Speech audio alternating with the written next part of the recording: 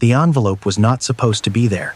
It had slipped beneath the hem of a white linen tablecloth, wedged between the leg of a chair and the baseboard of the wall, invisible to the catering staff who had cleared the plates and invisible to the security team who had done their sweep. It was found, instead, by the woman with the mop, the one nobody looked at twice. Claire Merritt noticed the corner of it first. A pale cream rectangle, thick, sealed. She might have assumed it was a forgotten program or a folded napkin, but when she crouched down and picked it up, she felt the weight of it immediately, a dense, solid weight that did not belong to paper alone. She stood in the empty ballroom of the Meridian Grand Hotel, the last traces of a $5,000 a plate charity gala still lingering in the air, perfume, melted candle wax, the ghost of expensive wine. The chandeliers above her were dimmed to half. The carpet beneath her feet still bore the impressions of 200 chairs, and in her hands was an envelope containing, as she discovered when she carefully opened the flap just enough to see, more money than she had ever held in her life, $50,000, in cash. Claire stood very still for a long moment. She did not count it. She did not need to. The banded stacks were neat and uniform, and her mind did the arithmetic without being asked. 2 years of speech therapy for Owen, 14 months of rent, new shoes for Sadie, a security deposit on a better apartment in a safer neighborhood, a cushion, just a small one, between her family and the edge they had been teetering on for 3 years. Her hands did not shake. That surprised her. She closed the envelope, tucked it under her arm, picked up her mop, and walked to the security desk. "I found this in the ballroom," she said, setting it on the counter, under one of the tables near the back wall. The guard looked at the envelope, then at her. "You want to leave your name, in case there's a reward?" "No," Claire said. "That's okay."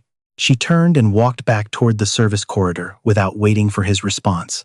She had been awake since 4:30 that morning. The alarm on her phone, the cracked screen one she kept meaning to replace, had gone off at 4:15, but she had already been lying there with her eyes open, running the same numbers she ran every morning in the gray quiet before the kids woke up. Rent, $1,240, due in 9 days. Owens, therapy invoice, $1,600, 2 months, overdue. Utilities, manageable, barely. Groceries.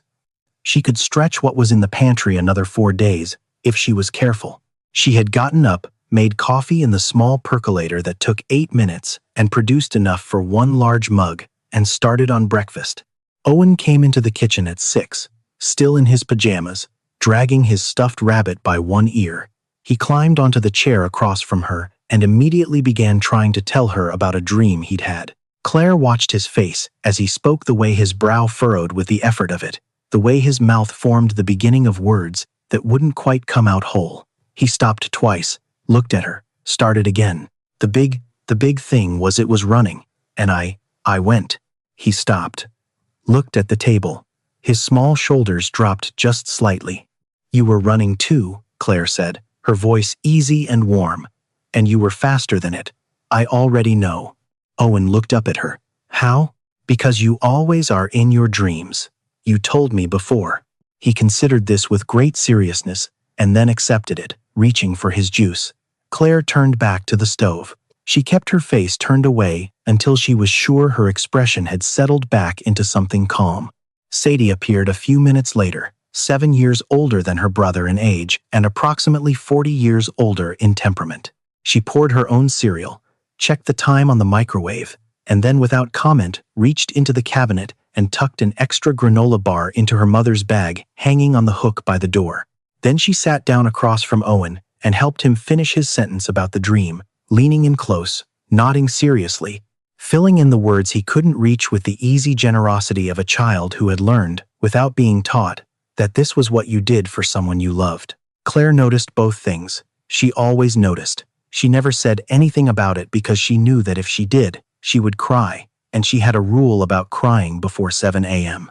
By 8:15, both kids were at school and Claire was on the 44 bus heading downtown, her work bag on her lap, her phone dark in her jacket pocket. She had read the messages earlier, all 3 of them. The first was from Owen's speech therapist.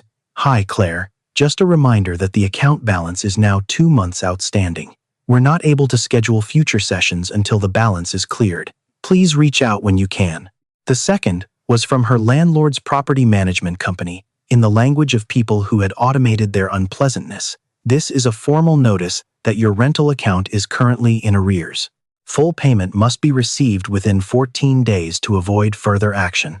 The third was from Owen's teacher, Mrs. Calloway, and it was the one Claire had read 3 times. Claire, I wanted to reach out personally before the formal recommendation goes through. Owen is doing wonderfully in so many ways, but his speech delays are beginning to affect his participation and his confidence in the classroom. If we aren't able to get him into an intervention program soon, the district guidelines will require us to move him into the special support track. I know that's not what either of us wants for him. Please let me know if there's anything I can do. Claire had turned the phone face down on her thigh and watched the city pass outside the window. There was nothing Mrs. Calloway could do. There was nothing anyone could do, because the problem was not a lack of caring people. The problem was $1,600 that Claire did not have. She arrived at the Meridian Grand at 9, changed into her uniform in the staff locker room, and began her shift. The hotel was hosting a private charity gala that evening, one of those events where wealthy people paid large sums of money to feel good about themselves while eating food that cost more per plate than Claire earned in a week. She had worked these events before. She knew how they went. You stayed invisible, you worked quickly, and you did not make eye contact with anyone wearing a watch worth more than your annual salary. By 11 that night, the guests were gone. The ballroom was hers. She moved through it methodically, the way she moved through everything efficiently, without wasted motion. She wiped down tables, collected forgotten items for the lost and found, stacked linens on the service cart. She was almost done with the far end of the room when her mop caught on something and she looked down. The cream envelope, thick, sealed. On the 43rd floor of the same building, in a glass-walled conference room that overlooked the ballroom through a system of internal security monitors, Marcus Hale was in the middle of a sentence when he stopped speaking. His 3 business partners looked at him. He did not look back at them. He was looking at one of the 6 screens mounted on the side wall specifically, the one showing the ballroom feed, specifically the small figure of a woman in a gray uniform standing very still near the back wall of the room, holding something in both hands.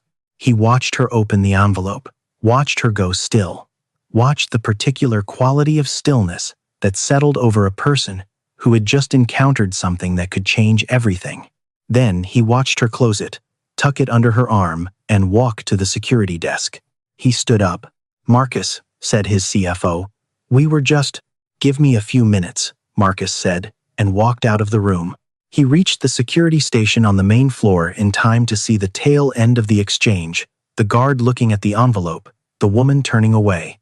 He saw it all, but what stopped him was not the gesture. It was her wrist. She had pushed up her sleeve slightly when she set the envelope on the counter, and in the light above the security desk, he had seen it clearly, a small silver bracelet on her left wrist, a thin chain with a single charm, a heart, no larger than a thumbnail, with something engraved on it too small to read from where he stood. He had seen that bracelet before.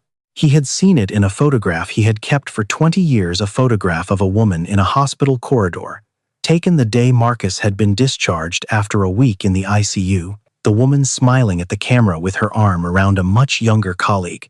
Patricia Merritt had worn that bracelet every single day. Marcus stood in the lobby of his own hotel and watched the woman in the gray uniform disappear through the service door. Then he took out his phone and called his driver. "Bring the car around. Stay close to the service exit. There's a woman leaving shortly, gray uniform, dark hair pulled back. Don't lose her." He paused, then added quietly, "Don't let her see you." The 44 bus ran every 22 minutes after midnight. Marcus's driver kept 2 car lengths behind the bus as it made its stops through the downtown corridor and headed east. Marcus sat in the back seat, with his jacket still on, his tie loosened, watching the lit windows of the bus through the tinted glass. He was not sure what he expected to find. A bracelet glimpsed for 3 seconds under fluorescent light was not evidence of anything. It was a small, silver charm on a thin chain, the kind of thing sold in 100 jewelry shops in this city. It meant nothing. He told himself this twice. He did not believe it either time. The bus stopped at the corner of Ellery and Ninth, and the woman in the gray uniform stepped off. The driver slowed the car without being asked and pulled quietly to the curb half a block back. Marcus watched through the window. She did not walk immediately toward the apartment buildings lining the street. She stopped at the base of the bus stop steps, set her bag down, and reached inside. She pulled out a pair of worn sneakers and sat on the bottom step to change her shoes, tucking the work flats into the bag. Then she stood, unzipped her jacket just enough to pull the collar of her uniform shirt down and fold it inward, hiding the Meridian Grand logo beneath the lapel. She rezipped the jacket, picked up the bag, rolled her shoulders back once, a small, deliberate motion, like resetting something, and walked toward the building at the end of the block. The light was on in a second-floor window. Before she had reached the front steps, that window lit up brighter, and a small face appeared briefly at the glass before disappearing. 30 seconds later, the front door of the building swung open, and a girl came running down the front steps in socked feet, arms already out. The woman caught her, lifted her, held her. The girl said something into her mother's neck. The woman laughed, a real laugh, unguarded, nothing like the careful stillness she had worn in the hotel ballroom, and carried the girl up the steps and through the door. In the back seat of the car, Marcus sat without moving. He had been prepared, in some abstract way, for poverty. He had known, from the neighborhood and the uniform and the late bus, that this woman did not have money. What he had not been prepared for was the particular quality of the life he had just witnessed in 30 seconds on a sidewalk: the changed shoes, the hidden uniform, the reset of the shoulders, the practiced, daily work of making sure that when she walked through that door, her children would see only their mother coming home, and not the exhaustion she was carrying. He had seen that kind of discipline before. He had seen it in one other person. He told his driver to go. Back at his office on the 41st floor, Marcus called his research director, a woman named Dana, who he paid a considerable salary to find things quickly and ask no unnecessary questions. "I need everything you can find on a woman named Patricia Merritt," he said. "She was a registered nurse, likely working in this city or the surrounding area, approximately 20 to 25 years ago. She may have worked at St. Augustine Medical Center specifically. And I need to know if she had any family children. Specifically." Dana called back in 94 minutes. Marcus took the call standing at the window. "Patricia Ann Merritt," Dana said. "RN, certified in trauma and emergency care. Worked at St. Augustine from 1998 to 2007, then transferred to Mercy General. Retired from nursing in 2015 due to a health condition. Passed away March 2019, cardiac failure. She was 61. Marcus said nothing. "She had one daughter," Dana continued.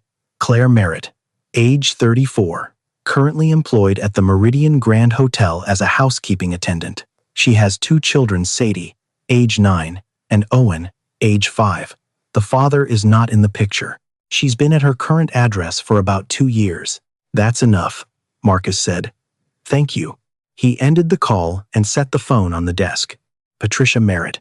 He had not spoken that name aloud in years, had kept it tucked away in the part of his memory reserved for things he could not fix and had not yet forgiven himself for. He had tried to find her.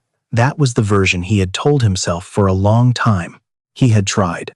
But trying, he understood now, with the cold clarity that comes only in the middle of the night in an empty office, was not the same as succeeding. And he had stopped trying. He had let the search go quiet when it became inconvenient, when the trail had grown cold and his schedule had grown full, and it had become easier to carry the debt than to settle it.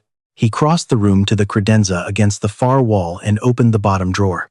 Beneath a set of documents he never filed properly and a spare phone charger, there was a photograph in a plain white envelope. He had moved it from desk to desk, office to office, through 3 different headquarters over 20 years.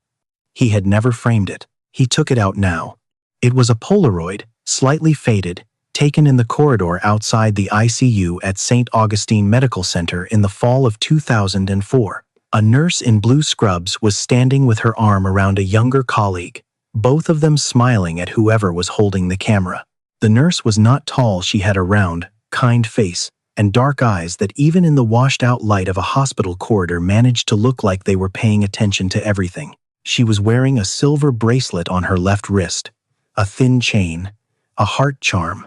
Marcus sat down on the edge of the credenza and looked at the photograph for a long time.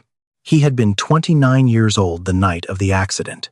There had been only the rain and the truck that had come through the intersection on a red light and the impact, and then a long period of confusion in which he had been aware, distantly, that things were happening around him but had been unable to make sense of any of them. What he remembered with clarity was the voice. Not the paramedics, not the ER team, not the attending physician who had later told him with visible relief that the internal bleeding had been less extensive than first feared. The voice he remembered was the one that had been there in the in-between time, the long stretch of hours when he had been conscious enough to be frightened and not conscious enough to think clearly. A woman's voice, steady and unhurried, talking to him about things that didn't matter, the weather, a book she was reading, her daughter who had just started kindergarten and had opinions about everything already. She told her teacher the classroom needed better lighting, the voice had said. She's 5 years old. She's going to either run a company or start a revolution. I haven't decided which yet. He had laughed, or tried to. It had hurt considerably. Don't do that, the voice said, but warmly. Just breathe. You've got plenty of time to laugh later. He had found out afterward that Patricia Merritt had stayed 4 hours past the end of her shift. He had sent a card to the department, had genuinely thought that he would find a way to do more. He had been 29 and newly wealthy and operating under the convenient assumption that there would always be time to do the right thing properly. He had been wrong about that. Patricia Merritt had died in March of 2019, and he had not known until tonight. And her daughter, who had her mother's discipline and perhaps her mother's sense of what mattered, had found $50,000 in a hotel ballroom and handed it to a security guard without leaving her name. Marcus set the photograph down on the desk. Then he picked up his phone and called Dana back. I need Claire Merritt's current address, he said, and find out which school her son attends. The call from the hotel came 2 days later. Claire had been expecting it, in the way she expected most bad things, not with certainty, but with the low, persistent hum of someone who had learned that good behavior did not guarantee good outcomes. She had returned the envelope. She had done the right thing. She had thought that was the end of it. It was not the end of it. Her manager, Roger Sykes, called her into his office at the start of her shift that Wednesday. He gestured to the chair across from his desk with the air of a man who did not particularly want to be having this conversation but had decided to have it quickly. I'll be straightforward with you, he said. We had a report that you were in possession of the envelope for an extended period before bringing it to security. Claire looked at him. How extended? The timestamp on the security log shows you checked in at 11:47. The ballroom camera shows you finding the envelope at 11:29. I finished clearing my section before I went to the desk, Claire said. I didn't think leaving a $50,000 envelope unattended in an empty ballroom while I went to find security was the smart move. Roger looked at her for a moment. I understand that, and I want to be clear. We're not accusing you of anything. What are you doing then? He had the decency to look slightly uncomfortable. Given the amount involved, and given that the incident has been flagged by the event organizers, we need to take a conservative approach while the matter is reviewed. That means temporarily reducing your scheduled hours over the next 2 weeks. Claire did the arithmetic in approximately 1 second. Reduced hours meant reduced pay. Reduced pay, layered on top of the rent notice and the therapy invoice and the school email, meant a shortfall she had no way of covering. How many hours? She asked. Her voice was level. We'd be looking at keeping you on 2 shifts per week instead of 5. She stood up. I see. Claire, this is temporary. I heard you, she said. Thank you for letting me know. She walked back to the housekeeping station, collected her cart, and finished her shift. She cleaned 7 rooms. She did not break anything. She did not cry. She did not allow herself to think about the numbers until she was on the bus home, and by then she had already run them enough times in her head to know that there was no version that worked. The notice from the property management company arrived the following morning, slipped under the apartment door sometime before 6 a.m. It was the final notice. 7 days. Full payment of the outstanding balance, $2,480, or the eviction process would begin. Claire read it at the kitchen table while the coffee brewed, before the kids were awake. She folded it in thirds and put it in the drawer, where she kept important documents, the drawer that also held Owen's therapy invoices, Sadie's school forms, 2 expired coupons she kept forgetting to throw away, and a birthday card from her mother that she had never been able to put in a box. She took the card out. Her mother's handwriting careful, slightly slanted, the lowercase letters rounded like she had learned in a school that still taught penmanship. "You've always been stronger than you know. I'm proud of you every single day." Claire put the card back, closed the drawer, poured her coffee. That afternoon, Owen's school sent the formal written recommendation. Mrs. Calloway had warned her it was coming. Seeing it in official letterhead, with the district seal, and the language about educational support pathways and intervention timelines, made it different in a way Claire had not anticipated. She read it at the kitchen table, and when she finished, she set it down very carefully, as though it might break. Owen was in the next room, watching a cartoon. She could hear the sound effects, the cheerful music, the voice of a character explaining something in simple, clear sentences. She could hear Owen laughing at something. She picked up her phone and looked at the 3 things she had been avoiding looking at simultaneously: the rent notice, the therapy invoice, the school letter. Separately, each one was a problem. Together, they were a wall. She put the phone face down. He came that evening Thursday, 3 days after the gala. She did not know who he was when she opened the door on the chain. The man standing in the hallway was tall, somewhere in his late 40s, in a dark jacket and no tie, looking slightly out of place in the fluorescent light of the corridor, in the way that expensive things always looked slightly out of place next to cheap ones. "Miss Merritt," he said. "My name is Marcus Hale. I apologize for coming without calling ahead. I wasn't sure you would agree to speak with me if I asked first." Claire looked at him through the gap. "How do you know my name?" "I was at the Meridian Grand on Monday evening. I saw what you did." She said nothing. "I'd like to help," he said. "Specifically, I'd like to cover the cost of your son's speech therapy. All of it. I've already looked into the program. I know which provider he's been seeing, and I know what the outstanding balance is. I can have it cleared by tomorrow morning and the future sessions funded on an ongoing basis." The chain was still on. Claire looked at him through the gap at the expensive jacket and the careful posture and the expression of a man who was accustomed to offering things and having them accepted, and she felt something harden in her chest. "How do you know about my son?" she said. "I had someone look into." "You had someone look into my family." A pause. "Yes.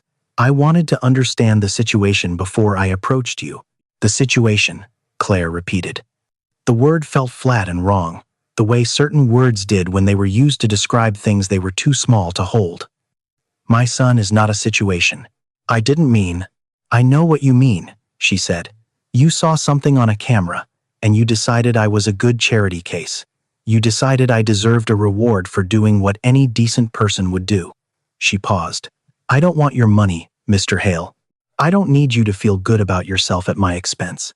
"That's not what this is," he said, and she could hear something shift in his voice, something that sounded almost urgent. "There's something I need to explain to you, about why I'm here. It's not what you think." "I'm sure it isn't," Claire said. "Good night." She closed the door. She stood in the hallway with her back against the door and listened to his footsteps move away down the corridor, unhurried, and then the sound of the stairwell door opening and closing. From the living room, the cartoon was still playing. Owen laughed again at something. Claire went to the kitchen and started making dinner. She made it through the evening on routine.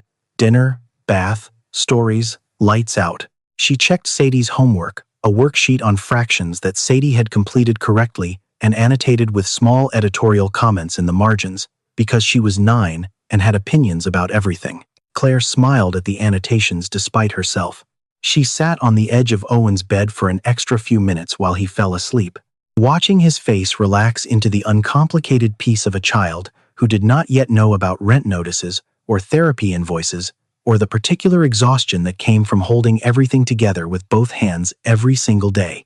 She went to the kitchen after midnight, when the apartment was quiet. She sat on the floor with her back against the cabinet under the sink. She did not know why the floor, except that it felt honest somehow, like she wasn't pretending anything, and spread the 3 pieces of paper out in front of her. The rent notice, the therapy invoice, the school letter. She had held herself together through all of it, through Roger's office, and the bus ride home, and Marcus Hale's voice through the gap in the door, and dinner, and bath time, and Sadie's fraction worksheet. She had held it together because there had always been something that needed her to hold it together. There was nothing now. Claire put her face in her hands. She did not cry loudly. It was a habit so ingrained, she couldn't have abandoned it even if she'd wanted to. The habit of making herself small when she fell apart, of taking up as little space as possible even in her grief. She sat on the linoleum floor of her kitchen in the dark and cried quietly for a while, and when she was done, she wiped her face with the back of her hand and stayed sitting there for another few minutes, looking at the papers. The thing that had broken her open was not the money. It was the question she couldn't answer. She had built her entire life around the certainty that her self-respect was not for sale, that the one thing she could control, when she could not control the rent or the medical bills or the fact that Owen's words kept getting stuck somewhere between his brain and his mouth, was whether she bent. And she had not bent. She had found $50,000 and she had handed it back, and she had not bent. But Owen had laughed at the cartoon tonight, and tomorrow he would go to school and try to answer a question, and the words would stick. And the month after that, the district would move him into the support track. And in 10 years, she forced herself to follow the thought all the way to its end. In 10 years, would he look back and understand why she had said no? Would he understand that she had done it for him? Or would he just know that she had said no? She got up, washed her face at the sink, and went to bed. She did not have an answer. She just knew that she couldn't sit on the floor forever. The next morning, Claire took Owen to school herself. She found herself wanting to walk those 4 blocks, to hold his hand across the intersections, to see the building. Owen talked the whole way. He was having a good morning. The words were coming more easily, in loose, cheerful fragments that she had learned to follow like a trail of breadcrumbs. A boy in his class had brought a frog. The frog had jumped off the table. Everyone had screamed. It was, in Owen's assessment, the best thing that had ever happened. Did the frog get away? Claire asked.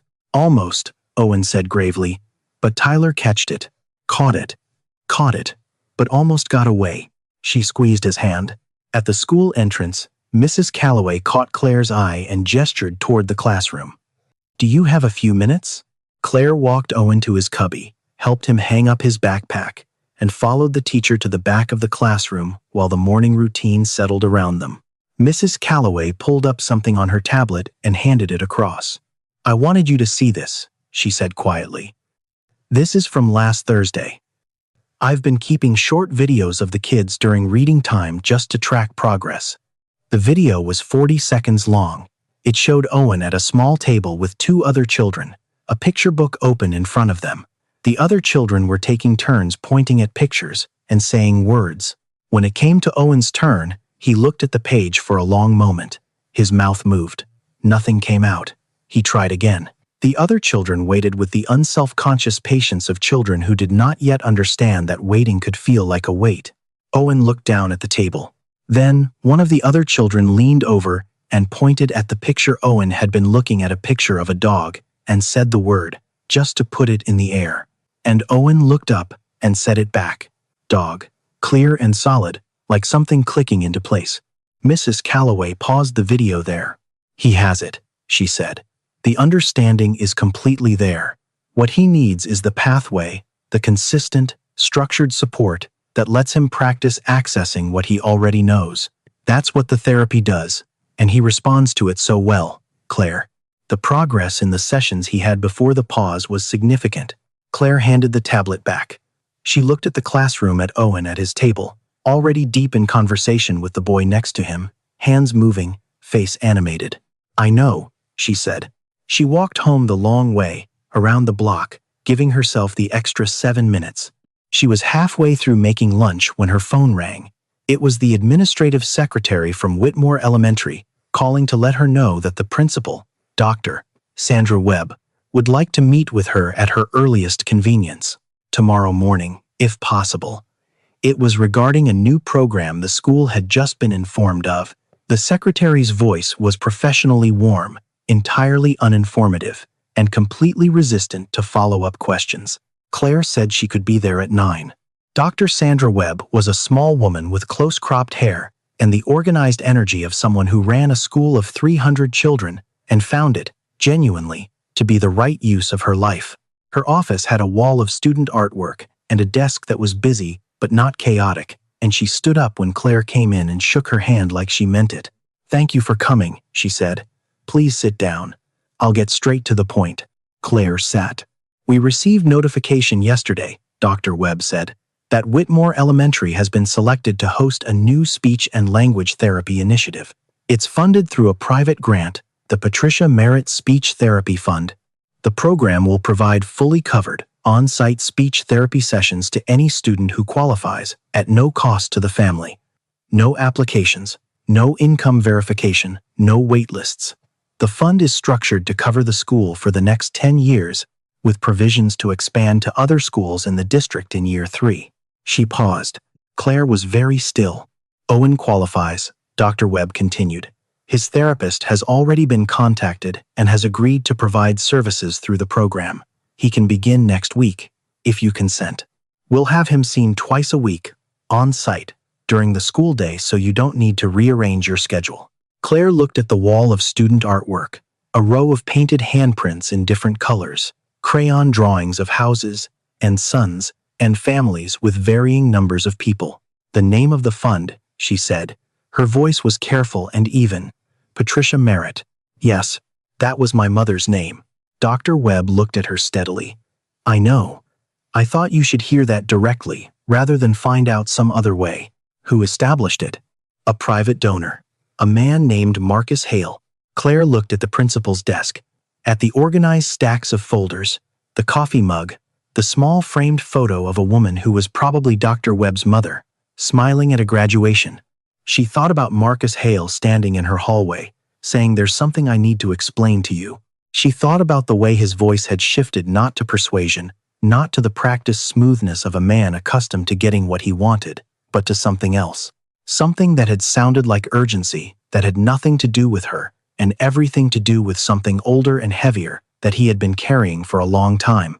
She thought about her mother, about Patricia Merritt, who had worked double shifts and still brought food to neighbors, and gave her last good coat to a woman at her church, and died at 61, before Claire had figured out how to tell her that she had watched all of it, all the small, unwitnessed acts of care, and had tried to become someone worthy of them. This was not charity. This was not a reward. This was not a wealthy man making himself feel better at her expense. This was a debt being paid carefully, paid correctly, paid in a way that turned one woman's lifetime of quiet generosity into something that would go on after her, something that would reach not just Owen, but every child in this building who needed what Owen needed. Claire looked back at Dr. Webb. "Yes," she said. "He can start next week." She texted Marcus Hale that evening, after the kids were in bed. She had gotten his number from the school.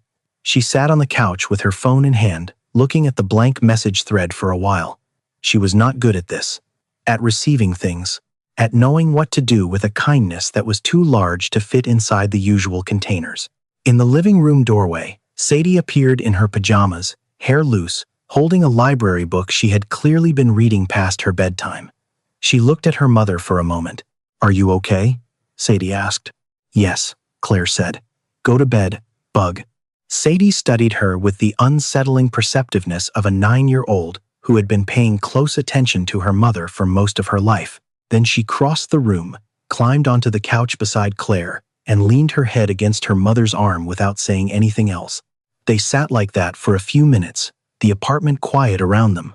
Then Sadie got up, kissed her mother on the cheek, and went to bed. Claire looked at the phone. She typed, "My mother would have been glad to know you did this. Owen starts next week." She sent it before she could revise it. She put the phone face down on the cushion and did not pick it up for a long time. When she finally turned it over, there was a reply. It said, "Thank you for telling me." She read it twice.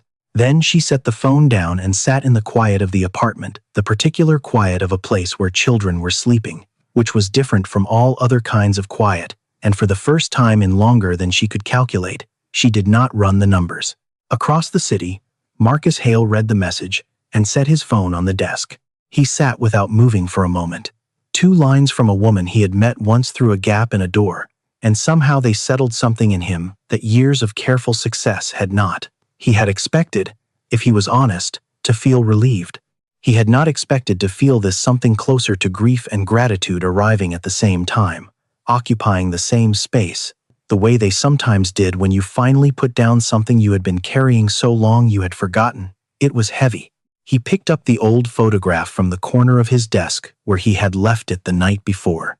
Patricia Merritt in the hospital corridor, 20 years ago, smiling at a camera, wearing the bracelet her daughter still wore. He put the photograph in his jacket pocket. Then, he left his office earlier than he had left in years and drove himself through the city. Owen's first session was on a Wednesday. The speech therapist was a young woman named Rachel, who had a small office near the school library and a collection of picture books organized by category on low shelves that children could reach themselves. She had a calm, unhurried manner and the ability to make structured work feel like something that was simply happening naturally. Claire sat in the small waiting area outside the office door. She could hear, faintly, Rachel's voice and then Owen's voice and then Rachel's voice again. She could not make out the words.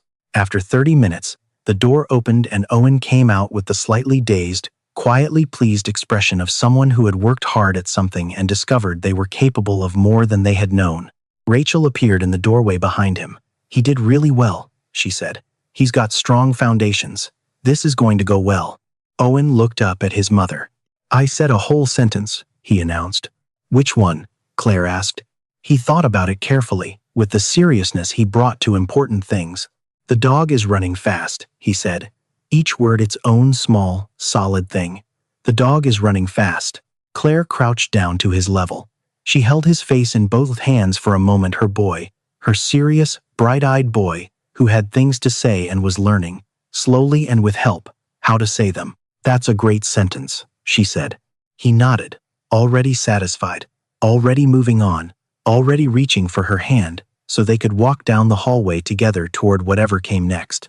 Marcus drove through the hospital district on his way home. He parked on the street outside the medical complex that had been expanded and renamed twice since 2004 but still occupied the same corner, the same brick facade visible behind the newer glass addition built around it. He sat for a while with the engine off. He took the photograph out of his jacket pocket and looked at it one more time in the fading evening light. Patricia Merritt in the corridor, smiling, the bracelet on her wrist, entirely unaware that the young man who had just been discharged from the ICU upstairs would spend the next 20 years trying to find a way to say what her 4 extra hours had been worth. He had taken longer than he should have. He understood that clearly, without flinching away from it. He had been wrong about having time. And then he had been a coward about the debt. And those were facts he would carry. But carrying them was different from being crushed by them. Tonight they felt like something he could hold in proportion, part of the full accounting of a life, not the only entry on the ledger. He thought of Claire Merritt changing her shoes on a dark sidewalk. He thought of a little boy saying a sentence, clear and solid, like something clicking into place. He thought of Patricia Merritt's voice in a hospital corridor a long time ago, steady and unhurried, telling a frightened young man to breathe. Just breathe. You've got plenty of time to do better later. He had taken longer than he should have, but he had gotten there. He sat outside the hospital until the streetlights came on. Then he put the photograph back in his pocket, started the car, and drove home through the quiet evening, carrying the debt, carrying the grace, carrying both of them together. The way you carried the things that had made you into the person you were still trying to become.